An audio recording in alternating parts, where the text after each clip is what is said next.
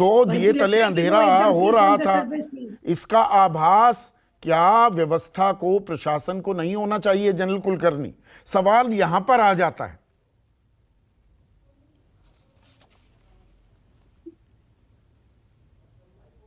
मैं कहूँगा कि हम लोगों ने इसको किसी भी राजनीतिक दल की ओर से नहीं देखना चाहिए। जिसको नॉर्थ ईस्ट में जिसने नौकरी की है, जो वहाँ पे रहा है, उन लोगों के साथ जिसने व्यवहार किया है, वो जानते हैं कि ये वहाँ के जो लोग हैं वो इस तरह की बातचीत नहीं करते हैं जिस तरीके से हम लोग प्लेन्स में बातचीत करते हैं। वहाँ के ट्राइबल लोग हैं, उनकी जो सोच है वो अलग है। वहाँ पे जो गांव बूढ़ा होता है उसके द्वारा जब हम भी बात करते हैं, हम गांव बूढ़े को बताते हैं कि हमने ऐसे करना है, गांव बूढ़ा बताता है, वो पूरा गांव मानता है। अब जहाँ पे अब देखा गया है कि ऑल इंडिया, वो जो ऑल ट्राइबल स्टूडेंट्स यूनियन है, इंडिजिनस ट्राइबल जो लीडर्स हैं, इनके बस से हाथ बाहर जा चुका है। क्योंकि जो ये जो ऑल ट्राइबल स्टूडेंट्स यूनियन, जिन्होंने मई 3 को, जो आप बार बार कह रहे कि ये जो हाई कोर्ट का ऑर्डर था ये कैटलिस्ट था, तो जो रंजिश थी यहाँ पे लोगों के बीच में, वो बहुत पुरानी रंजिश है। और वो रंजिश फरवरी से ही पहले अगर देखा जाए, उससे पहले आके आसपास शुरू हुई, जब वो रिजर्व फॉरेस्ट है उनका, जब उन्होंने देखना शुरू किया कि जो रिजर्व फॉरेस्ट में जो लोग आ रहे हैं वो कहीं बाहर से आ रहे हैं, इलीगल इमिग्रेंट्स हैं, पॉपी कल्चर हो रहा है, उसको रोका कैसे जा सकता है। तो ये रंजिश शुरू हो गई थी। लग रहा था कुकी जो समुदाय के लोग हैं कि जो मैती की सरकार है उसके द्वारा शायद ये हो रहा है। लेकिन हम लोग जब बार बार ये कहते हैं, ये कहना कि ये जो सोच कि शायद जो सरकार है, चाहे सेंटर में है या स्टेट में है, जानती नहीं है, हम सब जानते हैं वहाँ पे क्या हो रहा है। ऐसी कोई चीज़ नहीं है। लेकिन मैं बार बार इस बात को कह रहा हूँ, ये ट्राइबल कल्चर है, और ट्राइबल कल्चर में हमने इसको राजनीति से नहीं, जो वो चाहे वो बीजेपी का हो, चाहे वो कांग्रेस का हो, चाहे वो किसी और फ्रंट का हो, उससे कोई लेना देना नहीं है। वो जब ऐसे साजिश हो जाती है वो ट्राइब के साथ रहता है। Fair point general Kulkarni. अब देखिए, वहां पर जो हिंसा है वो बदस्तूर जो जारी है, उसे तो रोकना है। ये सरकार की, किसी भी सरकार, आपने ठीक कहा, किसी की भी सरकार हो, उसकी पहली प्राथमिकता होती है। अब हमने ये देखा है कि वहां का जो प्रशासन है और खास में पुलिस व्यवस्था जो है, ये जो 4000 आर्म्स जो हवाले कर दिए गए उपद्रवियों के, कि भाई मैती पुलिस वाला है, मैती वाले को दे दिए, कुक्की पुलिस वाला है, कुक्की को दे दिए, नागा है, नागा को दे दिए, ये एक कड़वी हकीकत है, इसे सब स्वीकारते हैं। ऐसे हालात में आर्मी को कंट्रोल क्यों ना दिया जाए? क्यों ना एक यूनिफाइड कमांड बना दी जाए? एफस्पा जो 19 पुलिस थानों से हटा दी गई थी, वो दोबारा क्यों ना लागू की जाए? इसे कौन रोक रहा है? संदीप जी, ये सब बातों पे सोच हो रहा है कि दोबारा क्या arm forces special power act लाया जाए, यूनिफाइड कमांड बनाई जाए। अभी कितना भी कर लो, करना तो वही है ना, चाहे वहाँ आसाम राइफल है, चाहे वहाँ पे फौज है, जहाँ वहाँ पे लोकल पुलिस है, काम तो उन्होंने ही करना है। हम कोई बाहर से तो लोग नहीं लाए। अब आप ये देखिएगा, वहाँ की जो व्यवस्था है उसको समझना बहुत जरूरी है। आप 16 किलोमीटर तक म्यांमार में जा सकते हैं, म्यांमारी 16 किलोमीटर तक हिंदुस्तान के अंदर आ सकते हैं। जितने भी ये नारकोटिक्स की फैक्ट्रीज हैं, सब की सब म्यांमार में हैं। 2021 के बाद जो म्यांमार में जो तख्ता पलट हुआ है, उसके बाद जो वहाँ के लोग हैं वो इधर आ रहे हैं। बेतरतीब तस्करी हो रही है। मैंने आपको पिछली बार भी कहा कि अगर 35,000 अपना मणिपुर का स्टेट बजट है, 50,000 करोड़ का नारकोटिक का ट्रेड है, मोरे से और बाकी इर्द गिर्द से हो रहा है। वो जब इस तरह का नारकोटिक ट्रेड होता है, हथियार आते हैं। अब जब आप ही कह रहे हैं कि हथियार कुकियों ने कुकी को दे दिए, मैतियों ने मैतियों को दे दिए, नागा ने नागा को दे दिए, ये क्यों दिए? उनको कोई किसी से, ये जो सरकार है यहाँ पर, सरकार चलाना इतना आसान नहीं है। जब किसी को लगता है कि उसके अस्तित्व पे आंच आने लगी है, अब लगा कुकियों को। 1992 में कुकी और नागास के बीच में इसी तरह का जंग हुई थी और रंजिश हुई थी, और इसी तरह के लोग मारे गए और इसी तरह के लोग बेघर हुए। आज रंजिश हुई है मैती और कुकियों की। जब अस्तित्व की बात आती है ट्राइबल एरिया के अंदर, उस अस्तित्व को लेकर के कोई कांग्रेस, मैं आपकी बात से इत्तेफाक रखते हुए जनरल कुलकर्णी, एक है जनरल कुलकर्णी, आपकी बात से इत्तेफाक रखते हुए, देखिए ये सिर्फ मणिपुर तक महदूद नहीं है ना समस्या, क्योंकि आप वहां रहे हैं। मणिपुर से सटा हुआ है, मेघालय भी, त्रिपुरा भी, नागालैंड भी। और जो ये एथनिक या जनजातीय जो संघर्ष है वो सब जगह है। अगर हम कितना इंतजार कितना किया जाएगा, सिचुएशन को, सूरत हाल को ऐसे ही लटकते हुए रहने दिया गया तो इसका एरिया, क्षेत्रफल और जगह भी जा सकता है। ये खतरा है ना, या मैं यहां पर खामखा की आशंका जाहिर कर रहा हूं?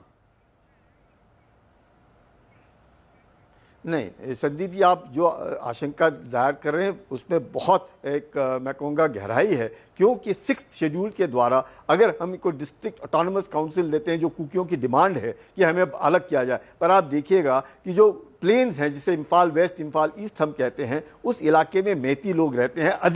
अधिकतर मैती लोग, यानी कि 90% मैती लोग उस 10% के इलाके में रहते हैं, और बाकी जो आबादी है वो पहाड़ों पे रहती है। पहाड़ मतलब ये नहीं, जहाँ पर भी पहाड़ होंगे वहाँ पे घाटी होगी। तो ये घाटी और पहाड़ों के बीच में जो एक तरीके से हमने दरार पैदा कर रखी है वो गलत है। ये सब एक लोग हैं, मणिपुरी हैं, चाहे उसमें 24% लोग नागा हैं, 16% लोग कुकी हैं और 43% लोग मैती हैं। मैती में भी क्रिश्चियन बन चुके हैं, मैती में भी मुसलमान हैं जिन्हें पंगाल बोलते हैं, और मैती में भी हिंदू हैं। तो ये तरह तरह के लोग हैं, 34 तरह के वहाँ पे बाशिंदे अलग अलग समुदाय के रहते हैं। तकरीबन मैं कहूँगा 62 आसपास के इंसर्जेंट ग्रुप्स हैं। वो इंसर्जेंट ग्रुप चाहे कुकी नेशनल आर्मी है, चाहे जोमी रेवोल्यूशनरी आर्मी है, चाहे पीपल्स लिबरेशन आर्मी है, ये सारे के सारे म्यांमार से ऑपरेट करते हैं। सभी के पास हथियार हैं, सभी की संख्याएं बड़ी हैं, उनके साथ ड्रग लॉर्ड्स हैं, दुनिया भर की चीजें। तो वहां की जो स्थिति है, हम लोगों को यहाँ पे बैठ करके कई बार लगता है, मैं तो वहां पर अभी तभी था, G20 के एक समिट के लिए गया था, उसी दिन वहां पे स्टेडियम के अंदर मिस फेमिना इंडिया का कॉन्टेस्ट हो रहा था। सब कुछ मेरे को खुद देख करके बहुत अच्छा लगा कि वाह, मणिपुर बिल्कुल ही बदल गया। ऐसे लगता है जैसे नजर लग गई मणिपुर को, और रातों रात मणिपुर। अच्छा, ये क्यों नहीं, जो ये नजर लगी है जनरल कुलकर्णी, वो नॉर्मल सोच से अलग है। नहीं, वो नॉर्मल कॉज से अलग है, ठीक है, पर नजर तो लगी है, तो ये नजर उतारनी होगी।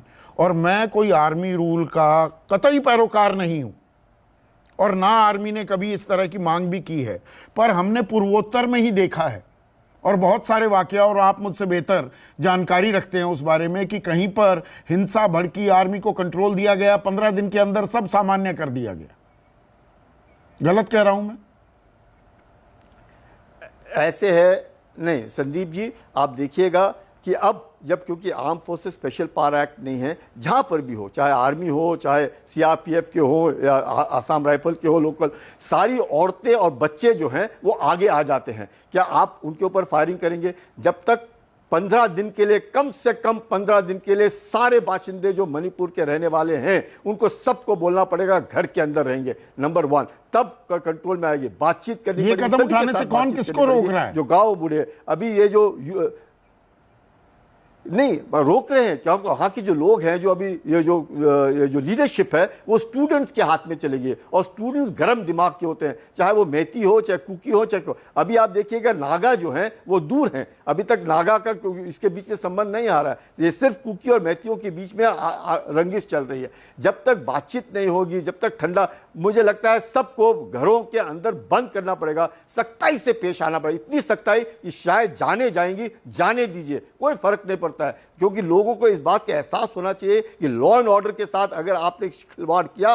तो आप पे गोली चलेगी। अगर आप औरतें जो सामने खड़ी कर देंगे, बच्चे सामने, उन सबको जबरदस्तन घर के अंदर बंद करना पड़ेगा, बातचीत करनी पड़ेगी, उसके बाद ही बात बनेगी। नहीं तो जब तक पीस काउंसिल में अगर वो नहीं चाहते चंद एक लोग, नहीं तो नहीं सही, कोई बात नहीं, जो भी गांव बूढ़े हैं, जहां के लोग हैं, जो बातचीत करके कम से कम पहला मुद्दा है वहां पे शांति लाने के लिए। और शांति ये नहीं कि कुकी और शांति के लिए सख्ती की जरूरत है। आप हल की तरफ जा रहे हैं, आप भी कोई हल सुझाना चाहेंगे यशोवर्धन आजाद?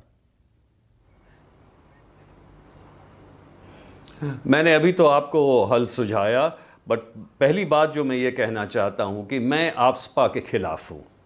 आफ्सपा बिल्कुल सही कारणों से हटाया गया मणिपुर में, और उसे वापस नहीं लाना चाहिए। जहां तक कंट्रोल में लाने की बात है, स्टेट पुलिस को सबसे पहले एक्टिवेट करना पड़ेगा। मणिपुर पुलिस में अच्छे अफसर्स हैं, अच्छे अफसर्स को ये कहना पड़ेगा कि सबसे पहला कार्य आपको जो हथियार गए हैं उनको लाना है, केस रजिस्टर शुरू करना चाहिए। ये ड्रॉप बॉक्स की का जो तरीका है, ये कहते हैं ये भीख मांगने का तरीका, ये सही नहीं है। अब केस बिल्कुल इंस्टीट्यूट करने चाहिए और सीधा लोगों को अरेस्ट करना चाहिए।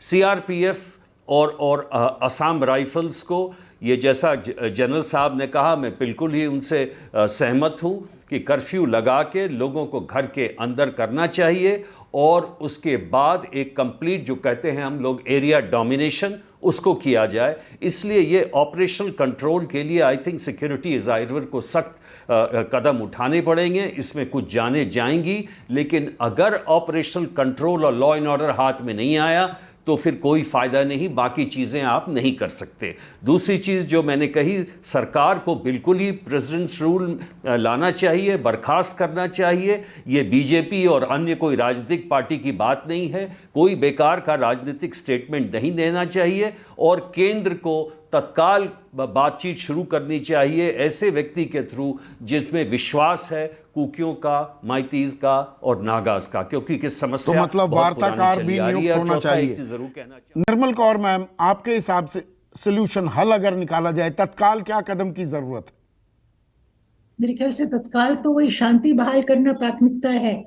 और क्योंकि ये कोर्ट का ऑर्डर है उनको एक पर्टिकुलर स्टेटस देने का रेजोल्यूशन में, तो ये एक बात है जिसमें कि मतलब ट्रिगर वही रहा। तो इससे भावनाएं जो पहले से बहुत उद्वेलित थी, एकदम इसने चिंगारी का काम किया और वो बाहर आ गए। तो मेरे ख्याल से शॉर्ट टर्म सोल्यूशन तो कुछ कुछ ये क्विक फिक्सेस बता रहे जनरल साहब और अन्य पैनलिस्ट, पर क्विक फिक्सेस शायद temporary for the short term ठीक है, पर इस समस्या का कोई ना कोई स्थायी इलाज आपको ढूंढना पड़ेगा। लोगों के मनों में जो जख्म है, जो मरहम उन पे लगाने पड़ेंगे, जो डिफरेंसेस है, जो फॉल्ट लाइंस है समाज के, उनको पाटना वो पड़ेगा। एतबार, और वो भरोसा फिर से कायम करना होगा। गौतम लहरी, वो एतबार भरोसे की जो कानून व्यवस्था को लेकर कदम, उनकी तो चर्चा हो गई, राजनीतिक प्रयास क्यों नहीं हो पा रहे हैं? 2001 में भी 8 जून को हिंसा भड़की थी तो एक सर्वदलीय एक कोशिश होती दिखी थी। उसके बिना क्या लोगों में वो भरोसा कायम हो पाएगा? नहीं, आपने सही कहा संदीप जी, भरोसा उससे कायम नहीं हुआ। ये सबसे पहले जो बात समझना चाहिए, ये आज कानून व्यवस्था का दृष्टि से देख रहे हैं सब लोग, लेकिन ये कानून व्यवस्था का समस्या है ही नहीं। सिंपल 2 चीज़ तो करना ही पड़ेगा, क्योंकि जो पीस कमेटी बनाया, वो पीस कमेटी ना तो मैती ना कुकी, कोई मान नहीं रहा। उसमें चीफ मिनिस्टर, जिसको वो मान रहे हैं कि उसके खिलाफ शिकायत है, उनको पीस कमेटी में रखा है, तो पीस कमेटी में कोई जाएगा भी नहीं। तो इसलिए बातचीत तो बीजेपी जो दल, वो भी नहीं चाहते हैं कि चीफ मिनिस्टर को तुरंत हटाया जाए, लेकिन 2 काम तो करना ही पड़ेगा। अदरवाइज मणिपुर में आप कानून व्यवस्था कायम हो जाएगा, आप करेंगे ज़बरदस्ती, लेकिन उसमें समस्या का हल नहीं होगा। आपको हाई कोर्ट का जो ऑर्डर था उसको आप रिव्यू करके फिलहाल उसको स्थगित करना चाहिए। और दूसरी बात, कुकीज़ को आपने चुनाव का पहले डबल इंजन सर्कल लाओ, हम तुम्हारे लिए ये देंगे 6 शेड्यूल के अंडर जो ऑटोनोमस काउंसिल, वो देना जरूरी है। तो ये 2 कदम आपके हिसाब से उठाने होंगे। शीतल, हल क्या है? देखिए, ये हमारा ही हिस्सा है ना, शांति कैसे स्थापित की जाए? सरकार है, उसको आप वापस लीजिए, नया एडमिनिस्ट्रेशन दीजिए। एक पहला विश्वास का कदम ये होगा। दूसरे, आप जरूर, अब जब फोर्स की जरूरत है तो वहां अगर लोग सेना चाहते हैं तो आप सेना को लेकर जाइए, और सैनिक बल सेना के साथ लेकर जाइए। एक ज्वाइंट कमांड बनानी ही पड़ेगी, क्योंकि जब सिचुएशन इतनी खराब है, जैसा अभी बाकी पैनलिस्ट ने बताया, जो कि इन्हीं मामलों को देखते रहे हैं, वहां तैनात भी रहे हैं, तो निश्चित तौर पर आप उसमें मैक्सिमम इस्तेमाल करिए। उससे पहले तो शांति लाइए वहां, और उस शांति को लाने के बाद उन सवालों को हल कीजिए जिन सवालों की वजह से वो बीच बीच में नासूर की तरह उबल के बाहर आता रहता है। तो ये बेसिकली कॉमन सेंस की कुछ बातें हैं। किस मुहूर्त का इंतजार किया जा रहा है, किस शुभ घड़ी का इंतजार किया जा रहा है ये कदम उठाने के लिए? ये बात अभी समझ से